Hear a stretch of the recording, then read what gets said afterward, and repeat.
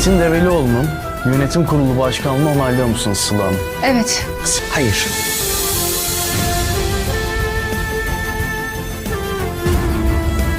Soruların cevabı analizimde olacak. Yeni bölümde nihayet Cihan Metin'den ciddi şekilde şüphelenmeye başlıyor.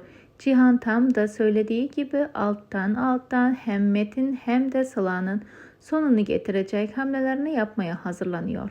Metin Cihan'ın hapisten çıktığını öğrenecek ancak o daha gerçeği fark etmeden Cihan her şeyi çoktan yoluna koymuş olacak. Cihan'ın beklemedik şekilde hem Sıla'yı hem Metin'i iyice köşeye sıkıştıracak. Bu sırada Mukadder torununu almak için uğraşırken Cihan'ı çileden çıkarmayı da başaracak. Cihan ve Hançer tüm zorluklara karşı güç birliği yaparken Hasret çocuklarından uzak kalmanın acısını yaşamaya devam edecek.